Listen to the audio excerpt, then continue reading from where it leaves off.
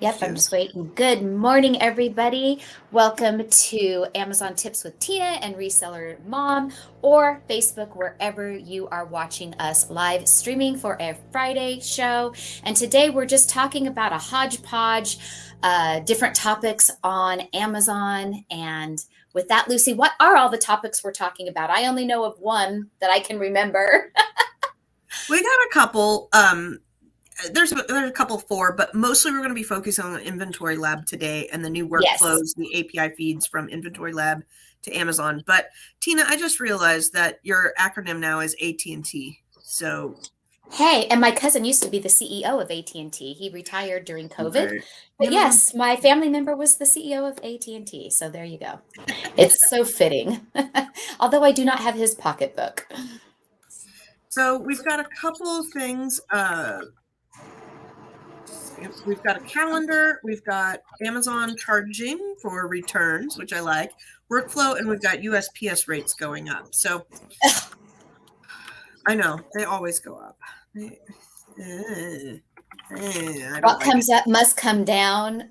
Old saying does not hold true when it comes to our selling fees or shipping fees, does it? Right. So I think I've got everything lined up for sharing. So first up, where's my present button? Present share screen. But good morning, everybody. Thank you, Armand. Good morning. Let's go. I love his attitude. It is Yeah. TGIF. We got to get going. Oh, So yeah, the calendar I shared. yeah. And we do share a lot of these links throughout the week. So if you are not in Online Selling with Tina Facebook group, go join us there, and you'll get this like when it comes in. So I will try and share this here as I don't know. I don't think I can because it's under my download, so I can't share that link there. You'll have to go join the group and get the downloads. But this is what you're made June calendar. What's going on here, Tina? So I did not create this calendar. A fellow former reseller friend had created this calendar in one of her newsletters that I got this week. And I thought, oh, wow, isn't this fun? So I cannot take credit for it. However, there are some holidays on here we do know of coming up in May and June. And there were some fun these are those obscure holidays that, of course, businesses don't close and not everybody celebrates. But like May the 4th, people always do the Star Wars May the 4th be with you. But there were some fun ones on here, like Dinosaur Day. Dinosaur Day was June 1st, and I thought, well, how appropriate, because dinosaurs are hot right now. And I thought, well, that's really fun. And of course, the big holidays that we want to plan for, like Memorial Day and Father's Day, are coming up. We have Mother's Day coming up. But I thought this is a great way to think of holidays that you could possibly sell merchandise for. Or are there going to be things on sale for this type of merchandise? So I just thought it was really fun. Pride Month is a big one. So there's always big pride parades and pride parties, and there's a lot of merchandise to be purchased for selling for pride, definitely. I see a lot going on here. Just a lot that catches my eye, like Best Friends Day. I didn't Yeah, know that there was such a thing, but if I'm going through and looking at keywords for things, I'd want to have that. And then it caught my eye that yeah. Donut Day. Where was it? National Donut Day, Children's Day, National Donut Day. So National Donut Day has donuts spelled that way, and I've always spelled it the new American whatever cheesy way, the D-O. Donut. Yeah, but My first job I ever had was at Dunkin' Donuts those when are I was a great kid. words to kind of think about when you are building listings or getting on listings or building out keywords or any SEO research, is you're going to want to have both spellings worked into your bullets and things like that. Yeah. So maybe we'll talk about that later more in our bundle group, because we do dive into deep research on SEO. Same with misspelled. Like if you look up the number one misspelled word on eBay, I think it is Nintendo. So you can literally Google the top ways Nintendo is misspelled and add them into your listing, the misspelled ones, to capture that audience. But I love it. I love it. I don't National Flip Flop Day. Look, and I think that's really fun. And do you think, I've always thought Mother's Day comes before Father's Day on purpose, because I used When my kids were small, I always felt like if my Mother's Day goes crappy, Father's Day's next. So if you want a good Father's Day, you better think about how Mother's Day goes. Yeah. Well, and there's other things to think about. Like we've got some some racing. I don't know anything about racing other than they go in a circle. But if racing is really big Racing during is that month, huge. then Yeah. that's the time to beef up your advertising or launch maybe something that's in the racing world. I don't know. And there was National a Wine naked day on here. Wasn't there naked gardening? Or it was like, whoa, what do you sell for naked people? They're naked. suntan lotion. Come There on. you go. There you go, suntan lotion. And I know in Seattle, close to where you live, they do have like a naked bike event every year, don't they? I know we have the ride from Seattle to Portland. I don't know about a nude bike ride, but There is a naked one because I remember when I was there visiting my cousin, who was living there. It had either just ended or just was going to be beginning, and I was like, "What?" I said, "How do these guys ride bikes naked? They're certainly standing the entire time." So I remember us discussing it. that would okay, hold on, I found it. It is a thing. Look, I know these weird things. I may not Uh, have all the details, but I know it. Heather is watching, so Heather says she's heard of the nude bike ride events. Yeah.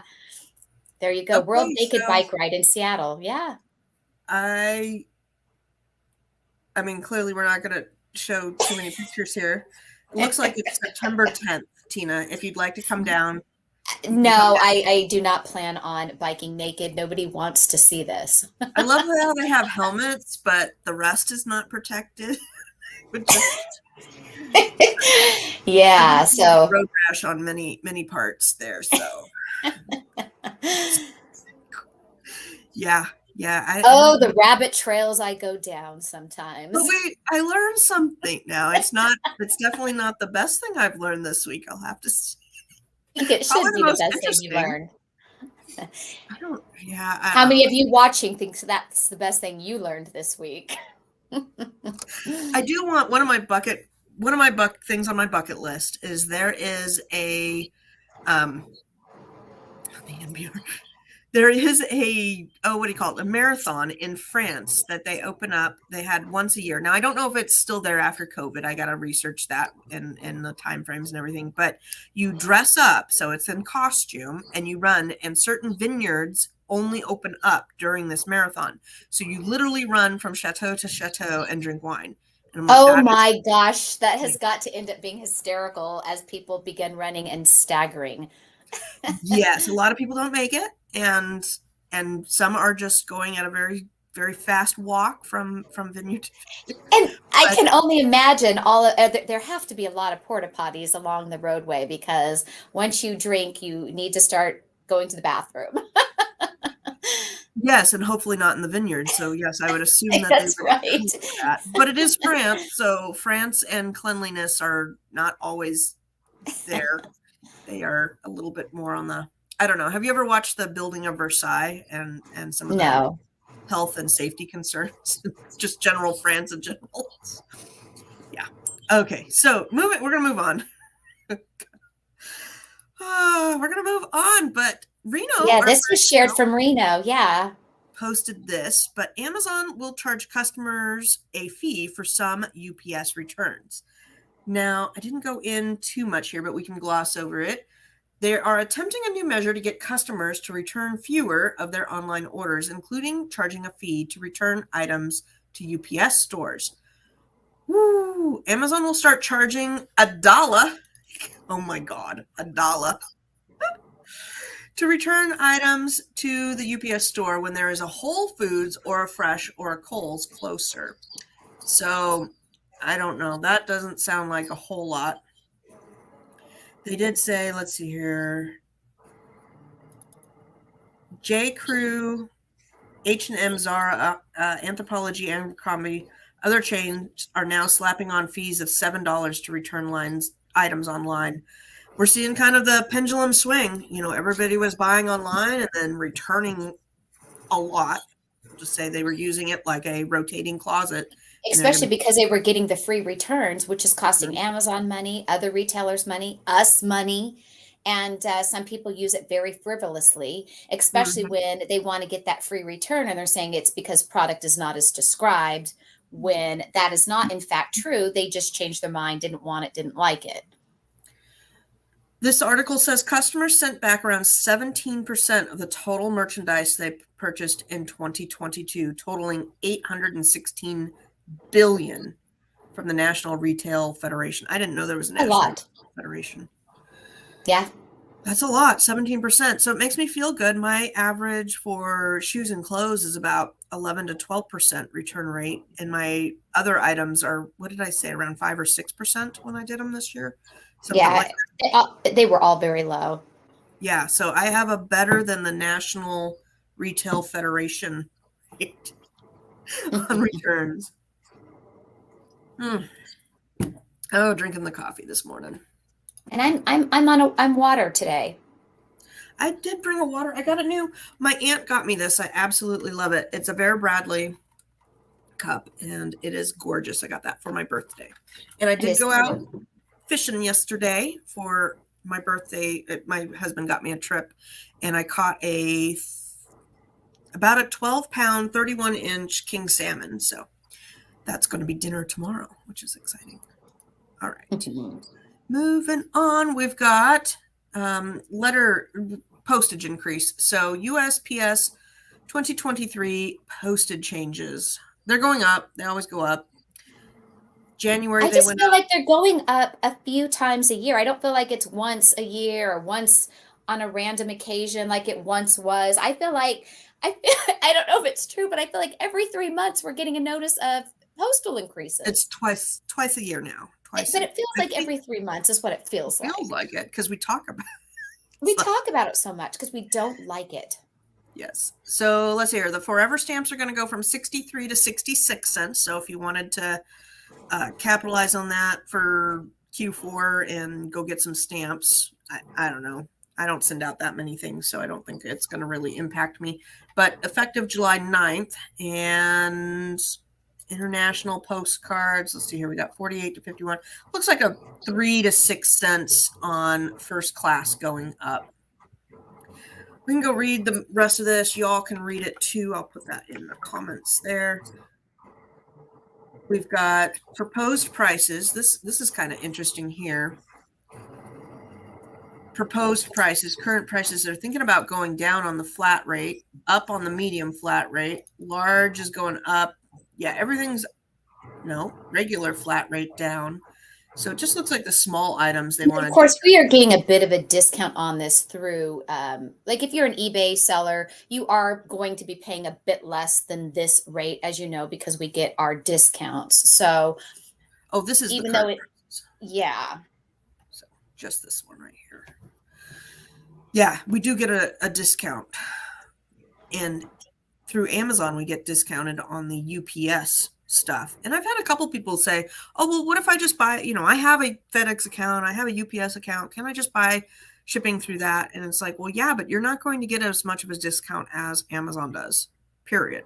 Like none of us right. ship as much as Amazon. Nobody in the world ships as much as Amazon. They are the number Yeah. one and they will have the best discount. So I closed the link to Naked Biking, Tina. I'll have to send that to you later. Yes, that's okay. We need to talk about Inventory Lab. And also, if anybody has any direct questions for us, go ahead and leave those in the comments now so we can address your questions now. But we're going to be talking about Inventory Lab in depth here because it has been, I'd say, a nightmare. I don't know. What would you call it? Well, I really miss the option of clicking other of why I don't want to do the new proposed way of shipments, right? Right. And now it is forcing us to ship the way they want us to ship. So I have figured it out, as many of you I'm sure have as well, because look, we have to get our shipments out. So I am personally, when I'm dispatching it from Inventory Lab to Amazon, I've been going the route of providing my box content on Amazon. I have not been downloading the CSV file which I believe is the way Lucy has been doing it. Another thing I notice is when you go down to the section where you have to enter in your box dimensions and weight, you have to then go back up to select the date on the calendar in which you plan on shipping it. I notice it tends to like jump. At least it does for me on my end. I Right. have gotten the hang of it now. You know, So we don't like change. I mean, let's face it. We know what worked. We were doing that. We were doing it successfully, and now you've changed it. So relearning how to enter stuff and push buttons is always aggravating. But I have figured it out. I do interbox contents. Once I get it over to Amazon. And then Lucy, you do the CSV. no. So Oh, you don't. I know you I told me haven't about it yet. this morning. Okay. Yes. So for the show here, I went through before the show and I took screenshots of how to do it with the workflow part. And then I also brought up Inventory Labs, how to do the CSV. So I'm going to walk through it with y'all on the quicker side, but then we'll probably do another like in-depth video on how to do it. But I assume everybody that's watching here is kind of knows how to do things. So actually without Inventory Lab is how we're going to talk first. And I will tell you when Inventory Lab, where the meetup point is. So if you are not using Inventory Lab, you're going to go select the products you want and you're going to click send and replenish inventory, right? And if you don't want to select multiple, there is a drop down by the edit button that you can send and replenish inventory as well. Then it's going to have you double check. Are you sure you want to send and replenish inventory? Then you're going to need to go through this page. And if you're in Inventory Lab, you don't go through this page yet. We're not there yet, but almost there. From this page, you need to make sure you have your ship from address. You need to go and fill out any prep and labeling details and expiration dates. And then you also need to just select whether you have individual products or case pack. For the packaging and prep type, you can choose this prep type. You hit this down arrow and there's a few to change, to select from. A lot of times mine are like no prep needed or sold as a set. But if you have fragile or breakable items, select accordingly. This right here is I have my settings set to manufacturer barcode. I'm sorry, set to Amazon barcode. So Right. you need to set your barcodes appropriately. Once you select individual units, I selected no prep needed. Who labels the units? Me. I'm labeling my units. But if you want Amazon to do it, you click that drop down and you can have Amazon label it for it's either 55 or 60 cents a piece. And if you needed to do, like this one was a piece of clothing, so it's sold as a set, and I need to have sold as a set or ready to ship, or this is a set, do not separate. And I need to have it in a poly bag. And it gives you a description of the poly bag. Place the product in a transparent bag to protect from damage, dust, leakage. Bags must have suffocation warning and be sealed if the bag is not self-adhesive. Products may also be shrink wrapped. And then if you want to do a case, which I do case packs for certain items of that I ship in, you just call it whatever you want. You can call it case pack of, coffee cups or whatever. And then you put how many units are going to be in each box and then who preps and who labels. It's just a lot of stuff to fill out, It is, but once you set those, it's done. Like it's done. So you only need to do it for the ones that you need to. Yeah.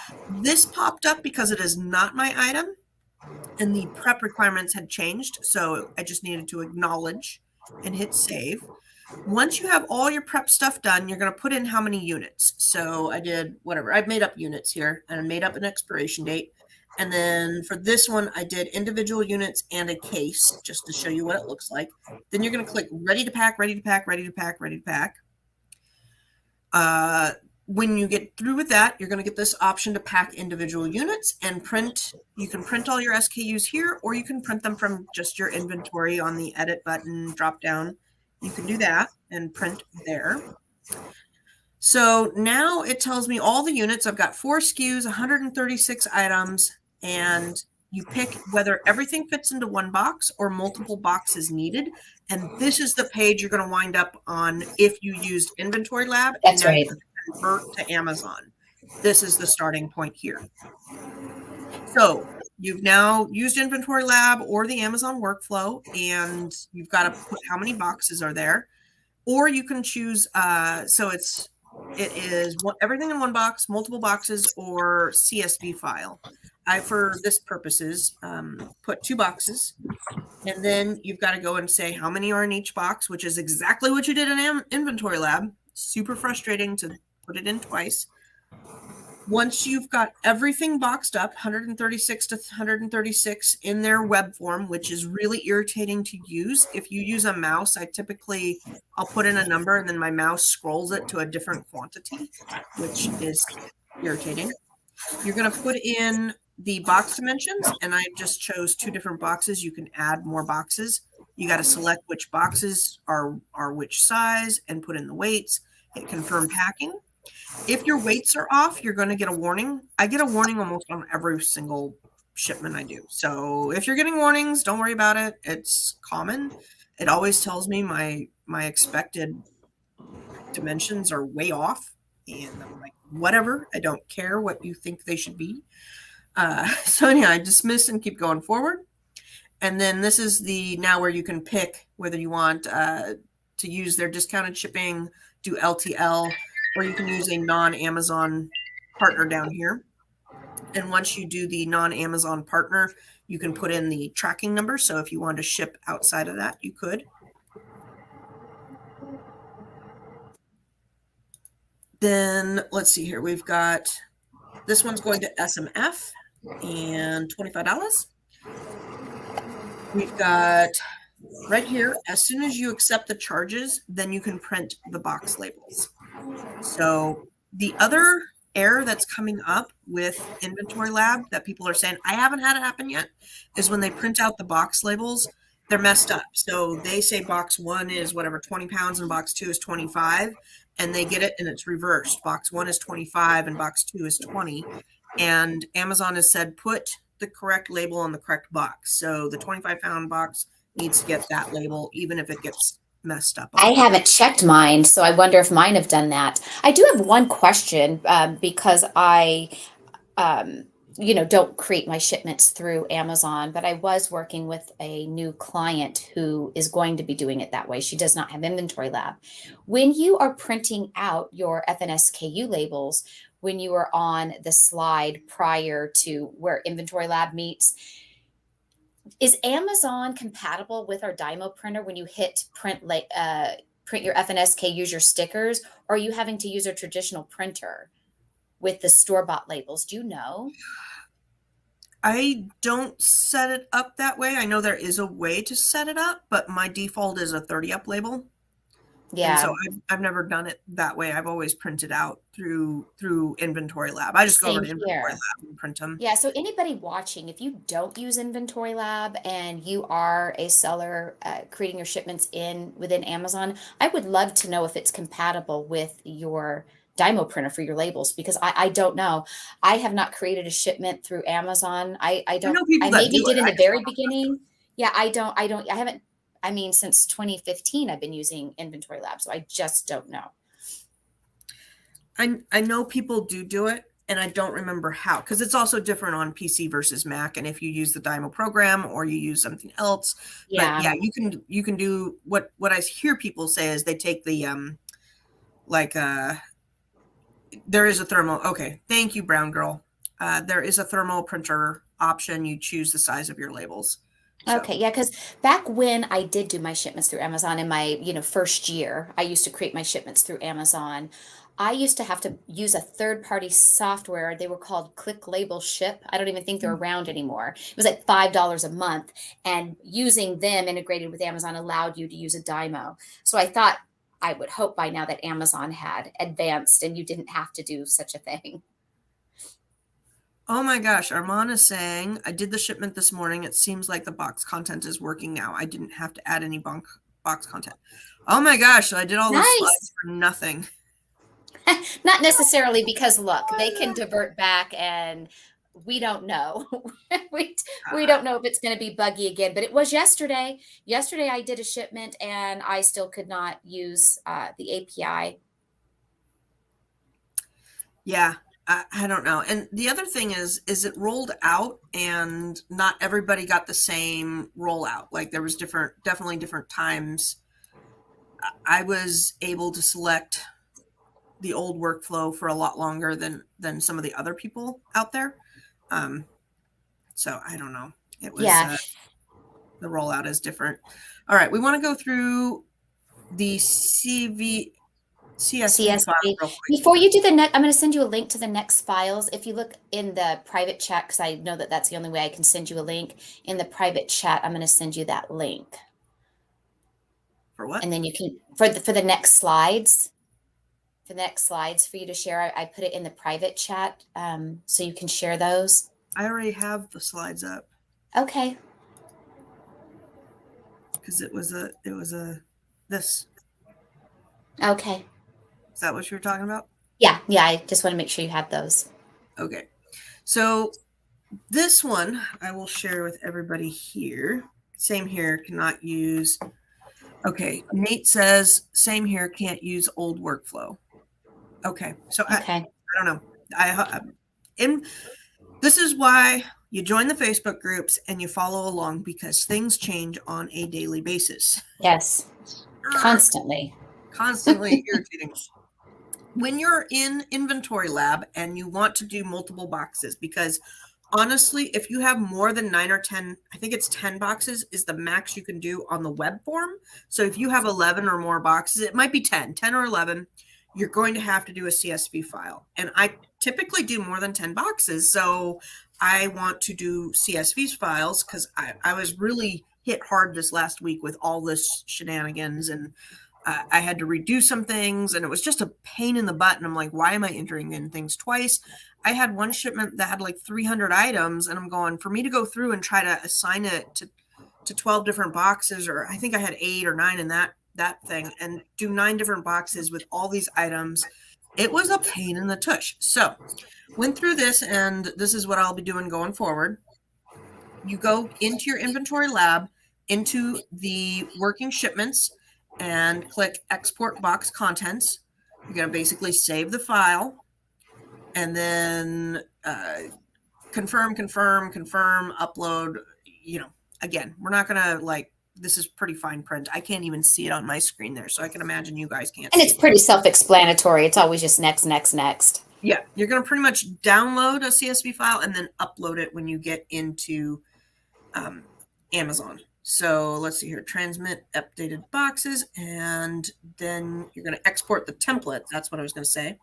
Export, and then Seller Central, click upload and validate file. So you're going to packing information for multiple boxes.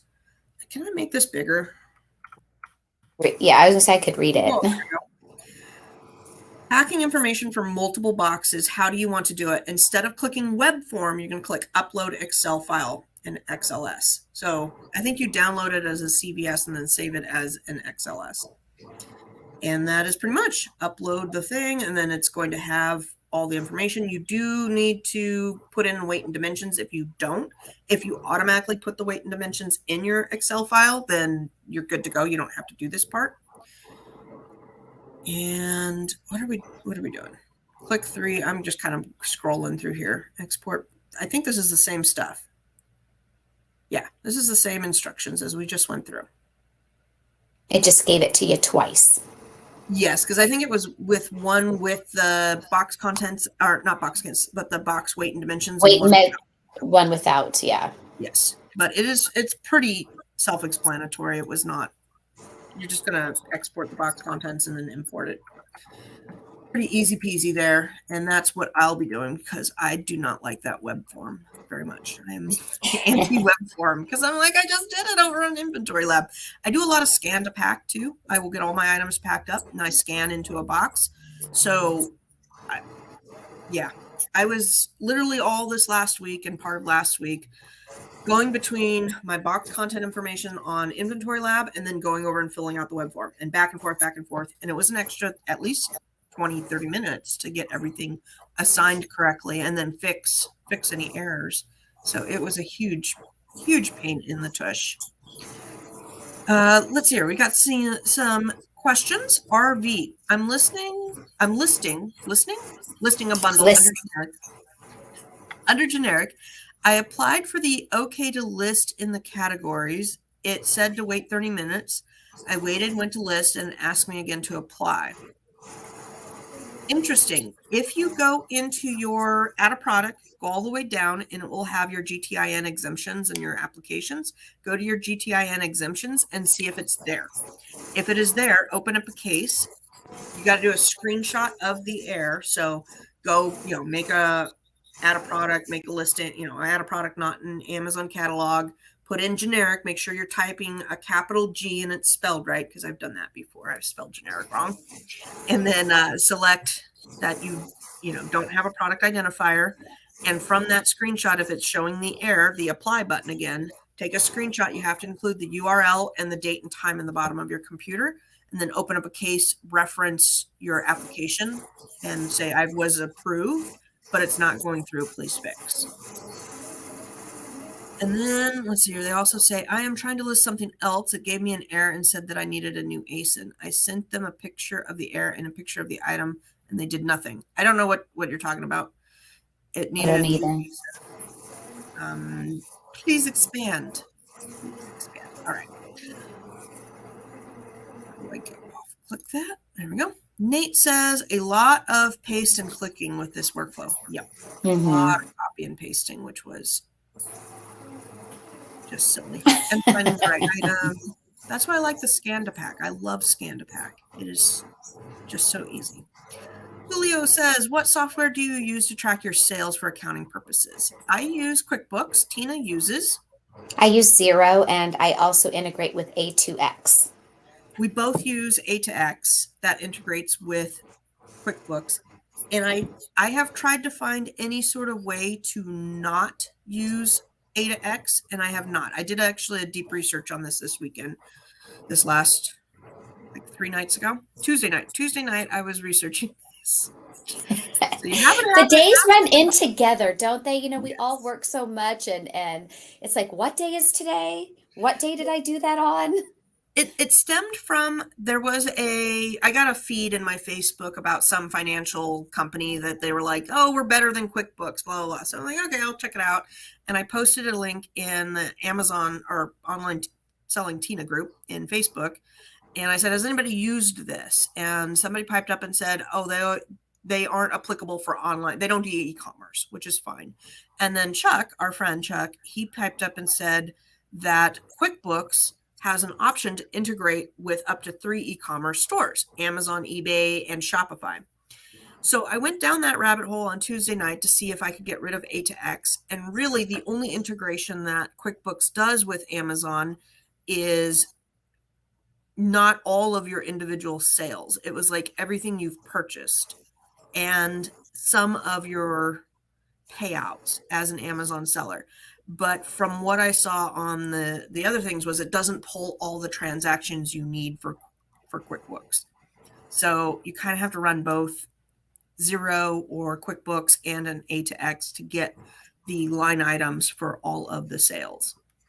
Because within each sale, you pay for packing fees and you pay for, I don't know, what is the breakdown? You've got your shipping and prep fee and your gift wrap fee and your fee of a fee and your fee of a fee. The fee for them charging you fees. Yeah. And all of the tax stuff. So it's a lot of little transactions that needs to go over into QuickBooks for QuickBook purposes. Same with Xero. Is there any other softwares out there that you know of? Well, there's not. I do know that there are some other bookkeeping companies, but if you were to leave them, your books do not transfer over to, say, QuickBooks or Xero. Like if you had an accountant and they had set up QuickBooks, under their accountants get so many QuickBooks accounts that they can have, and they get like a bit of a discount. Sometimes they pass that savings on to you.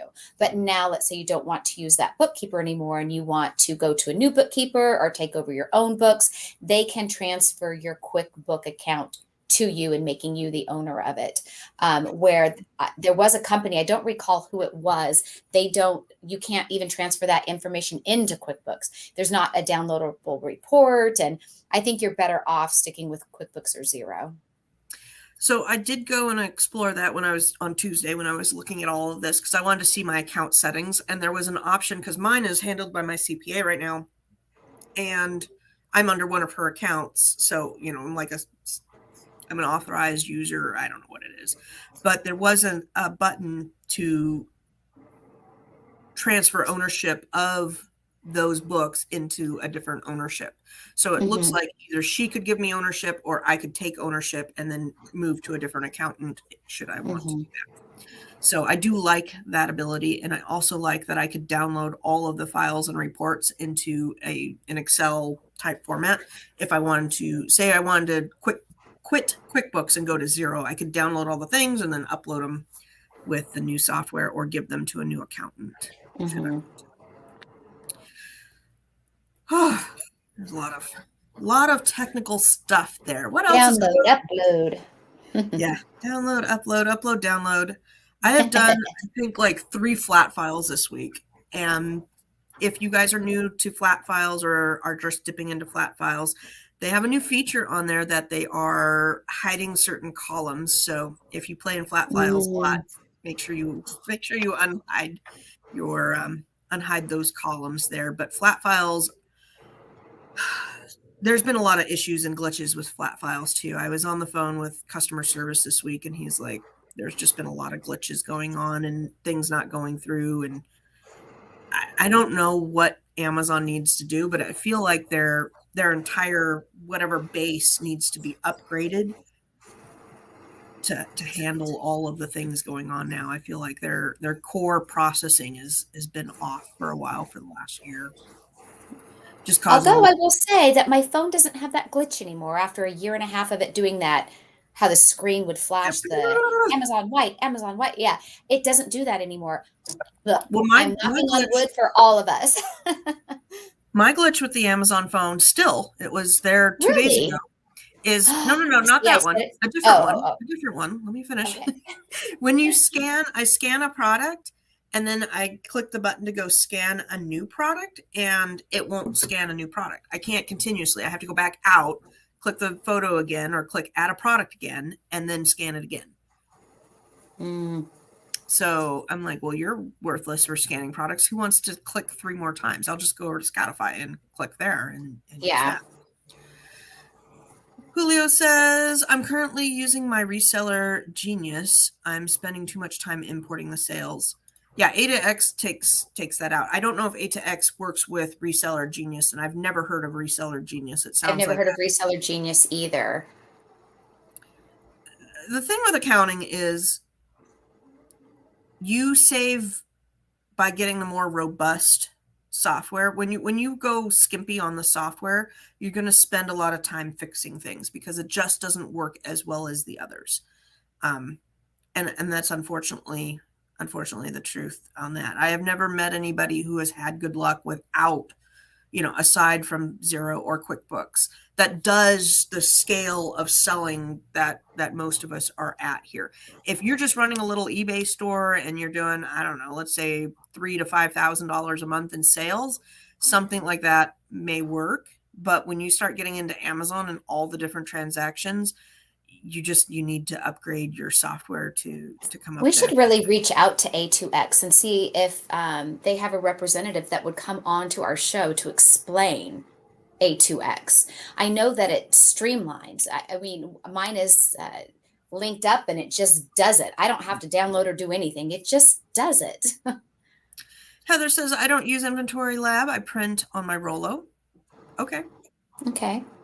Yeah, you can totally. So there was a good discussion, and I'll get to you, RV, in your question in a minute here, but there was a good discussion the other day with Inventory Lab and why pay for Inventory Lab if it's not linking and the API feeds are broken over, going into Amazon. And a lot of us, yes, we use it to list our batches, absolutely, but most of us use it to also handle our inventory cost of goods.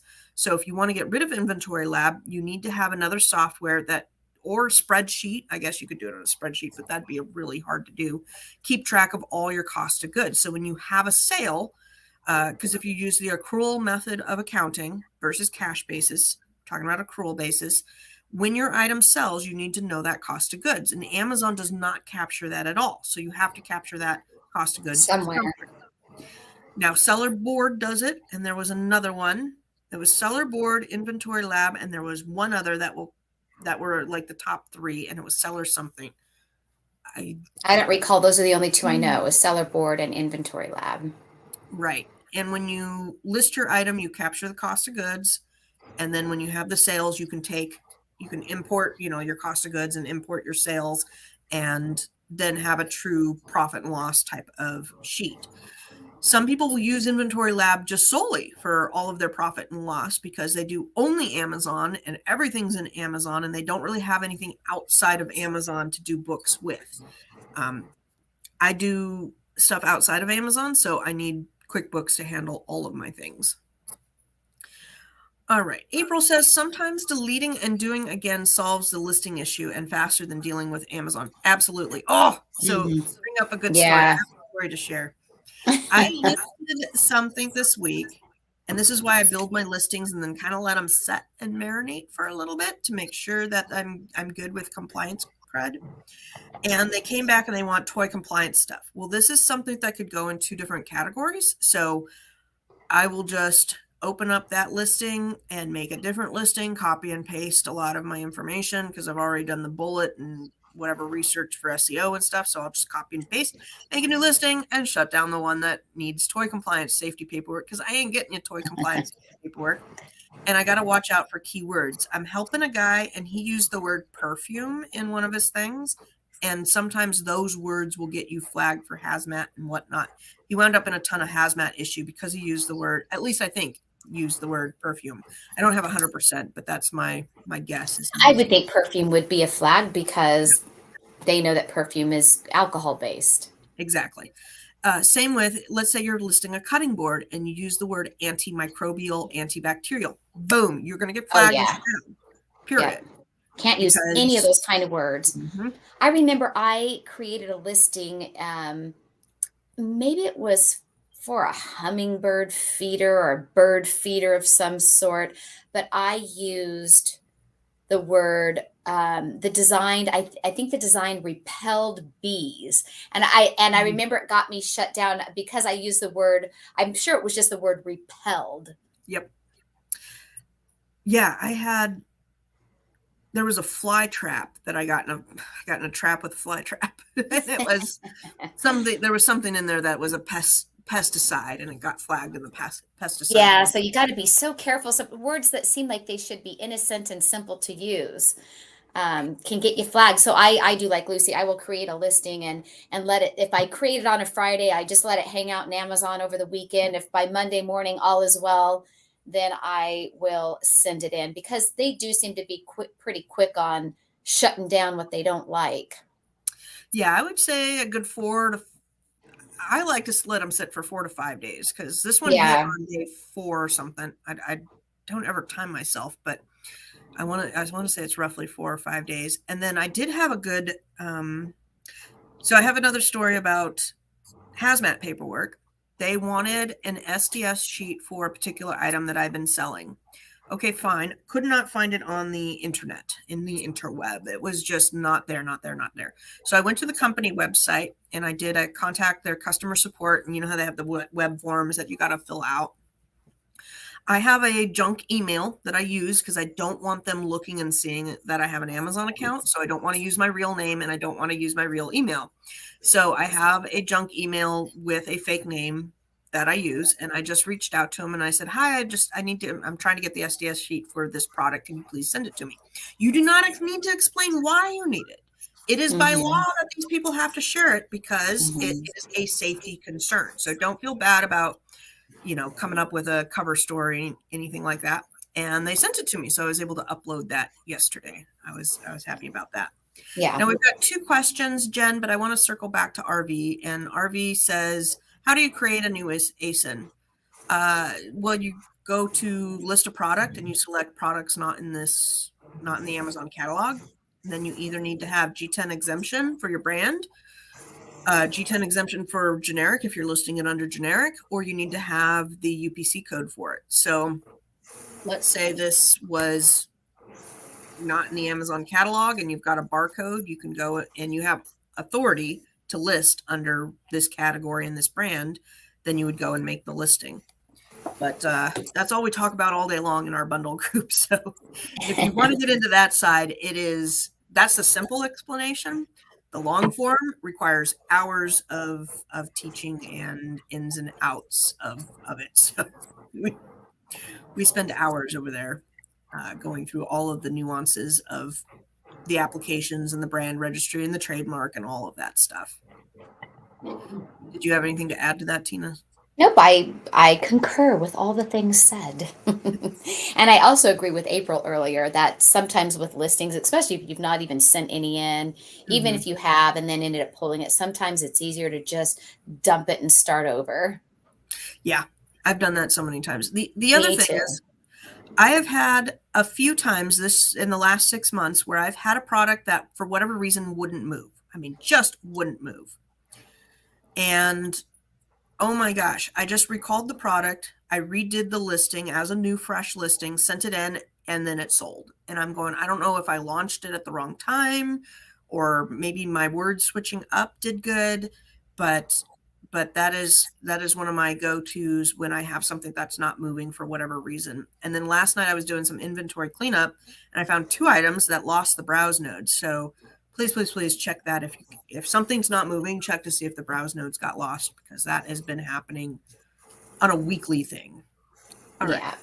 What does Jen So say? Jen says, I was told by Amazon that I had to buy insurance, and I'm having a hard time finding insurance because I sell some beauty items and baby items. Well, first, congratulations on needing to have insurance, because that means your selling level is at a level that requires you now to have it.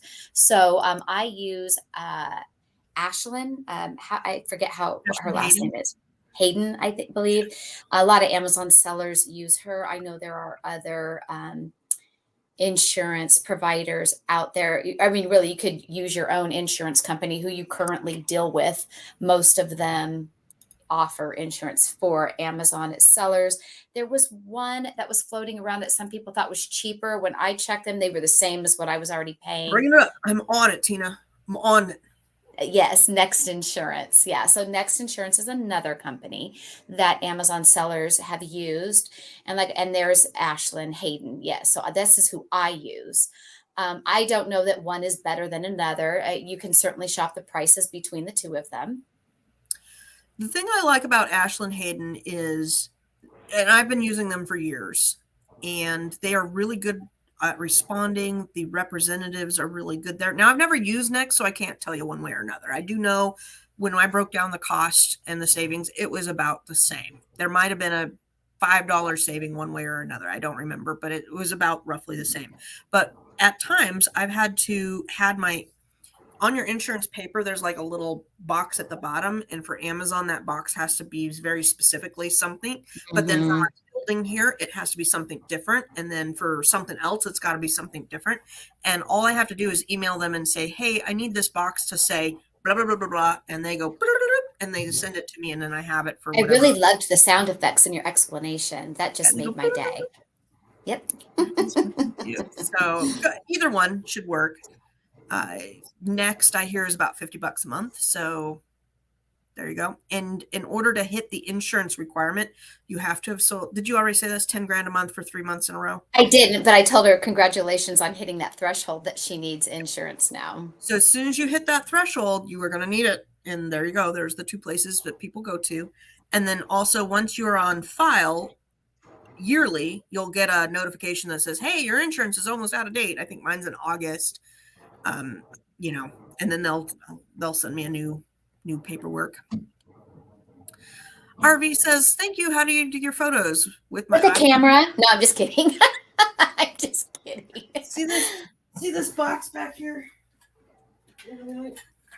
This is a light box. It's one that folds. I've done videos on this as well, but I plug it in. I don't want to plug it in right now, but it has a light bar up here. It's got that. And then I use a combination of either Photo Room or Canva to do manipulations. So if I need to increase the brightness or get the background out, that's what I I have use. a light box. I rarely use it. I use it once in a while for little things.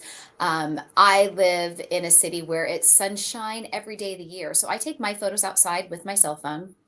And Lucy lives in a city that has a lot of gray, rainy days, and a light box definitely is essential.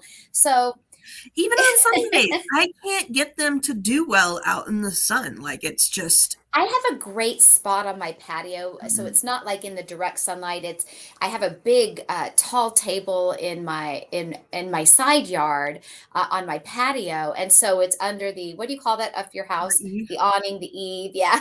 So it there's not direct sun over it, so it's a Mhm. shaded area, but gets a lot of natural light. I have taken pictures even on the bathroom floor, during the heat of the summer when I don't want to be outside.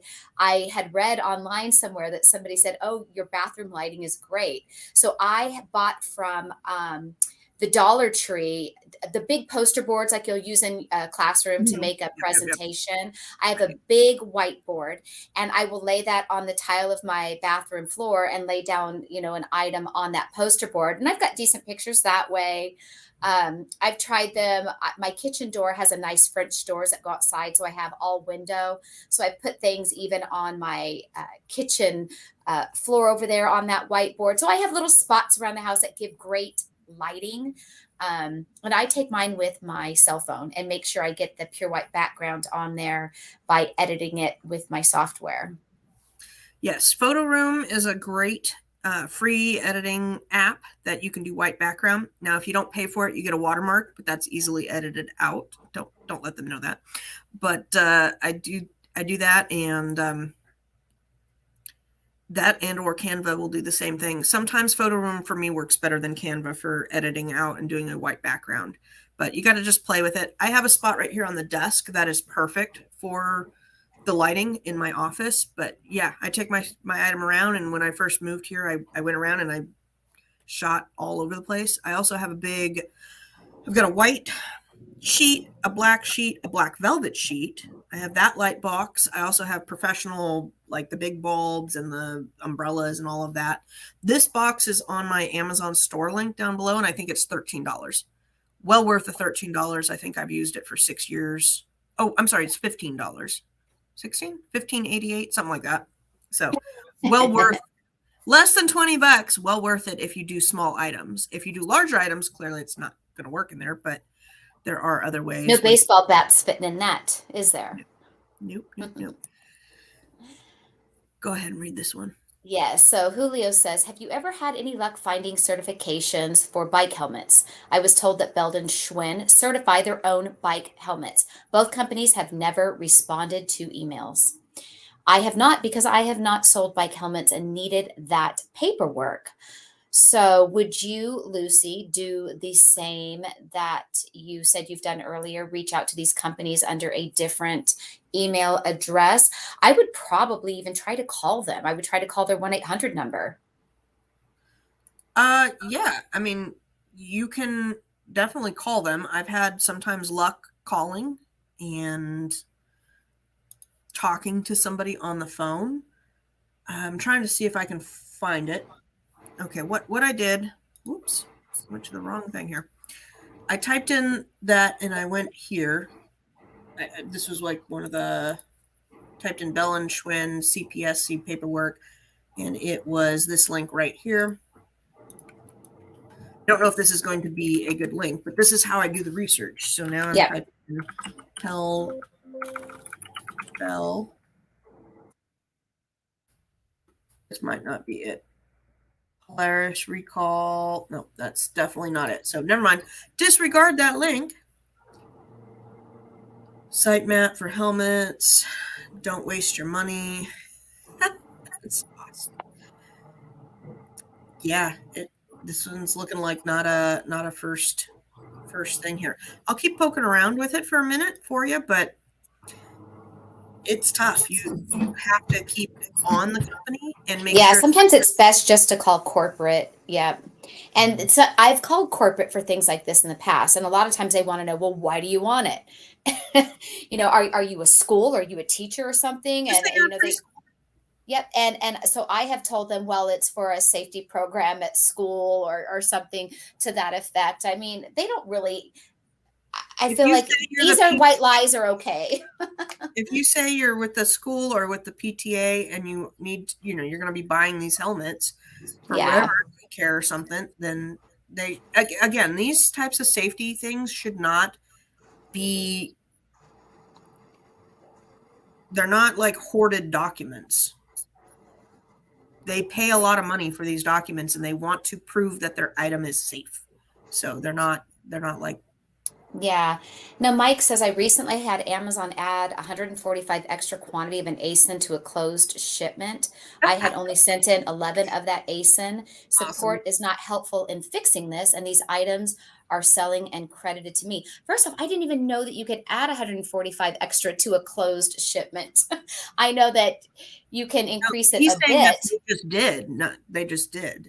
Oh, they did. Okay, I'm sorry Yeah, that I thought he said he did it on accident. Good grief. Good grief. That is terrible.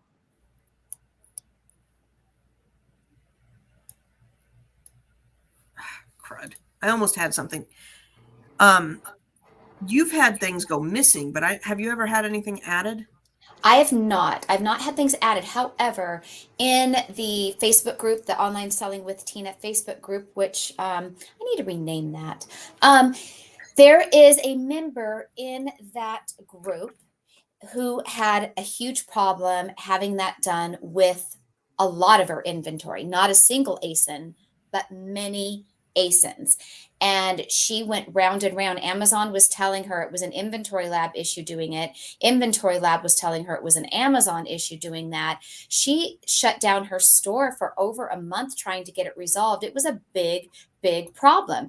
And she unlinked inventory lab from Amazon, had quit using them, and her problem went away. So, by power of deduction, she did feel it was really a glitch with her inventory lab account. However, this is an isolated event. The only event I've known of somebody having a continual problem with that, and she ended up using a different software that would be a competitor to inventory lab, and since using them she has had no problem.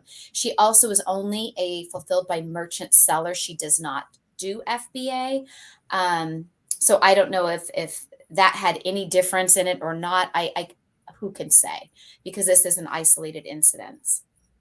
Yeah, that one's a weird one. RV says, "Have you ever done FBM? Do you make more money than FBA? You make more money, you sell less items.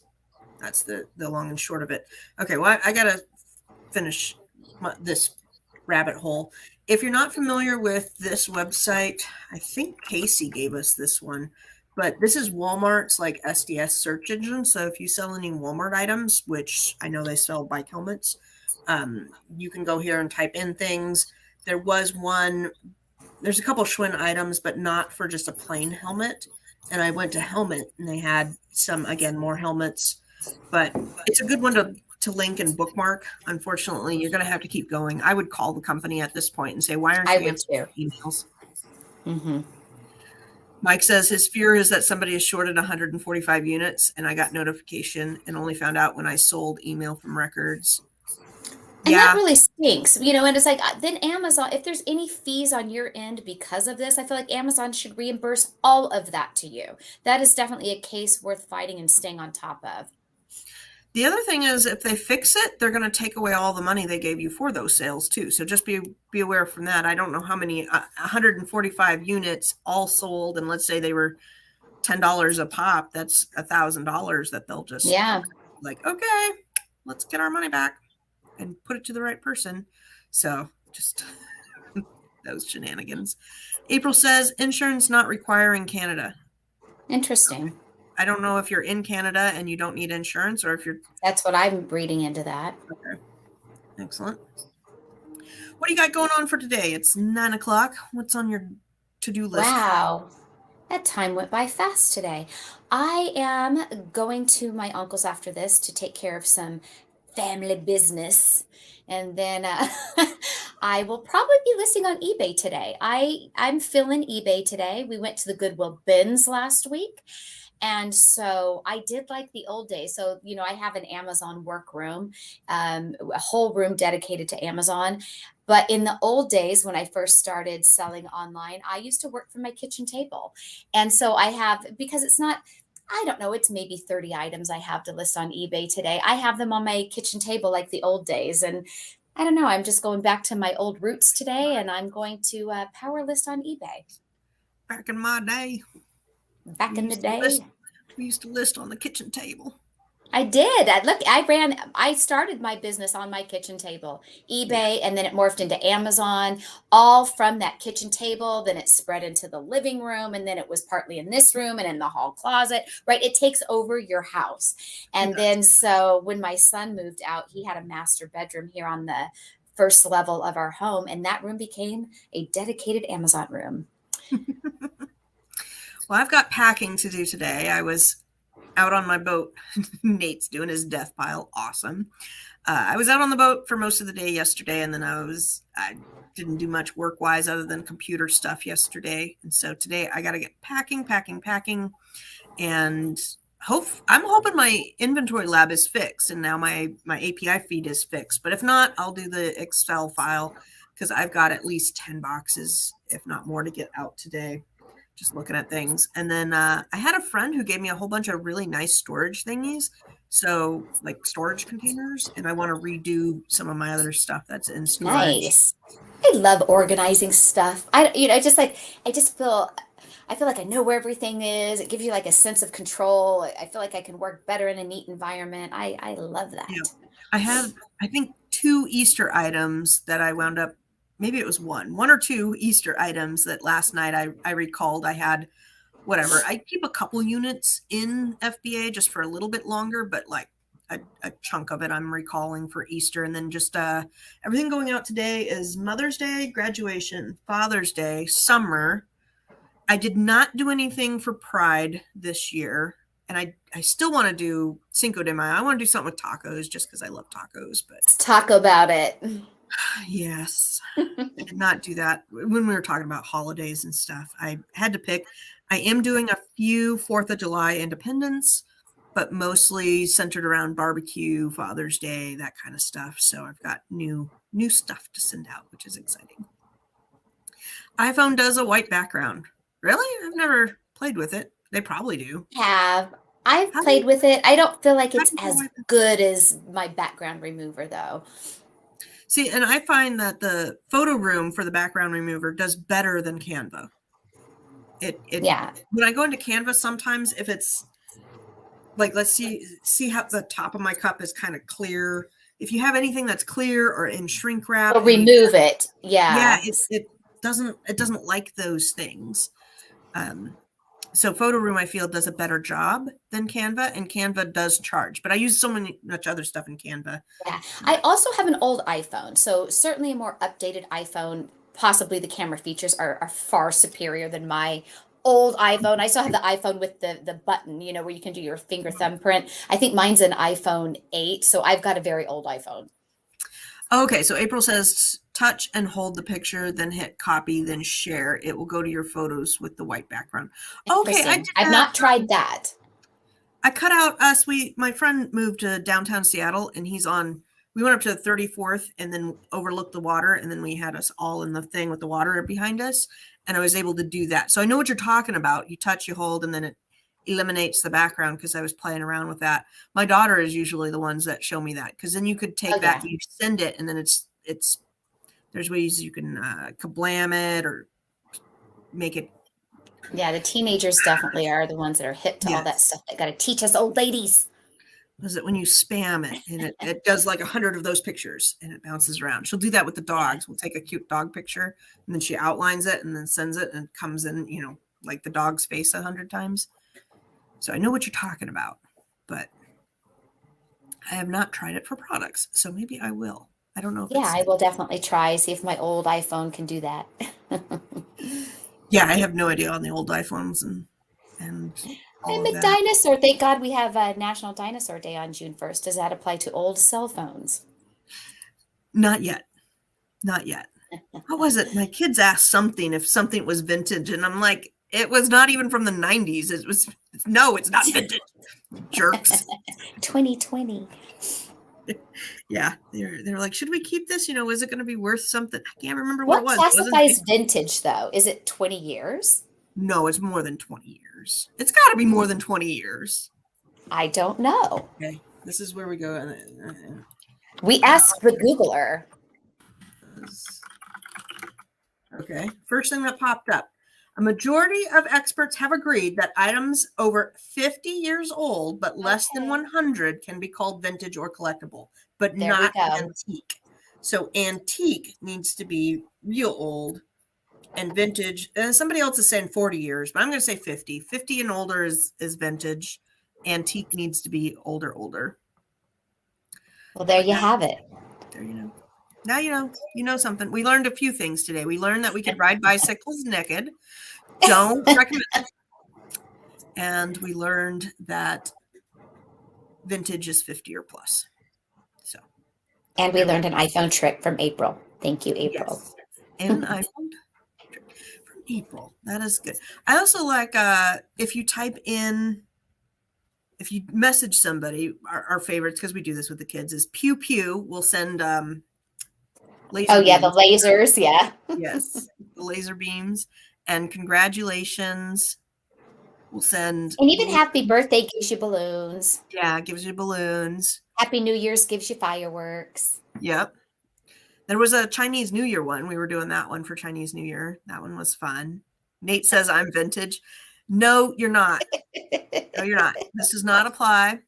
I'm an antique. No. We're not even going to go there. Not even. Oh, gosh. All right, you guys, thank you for watching us on our Friday show. Please come back next week. Like, subscribe, all the good things. Join us in Facebook. You know the drill. And we'll see you next week. Yep.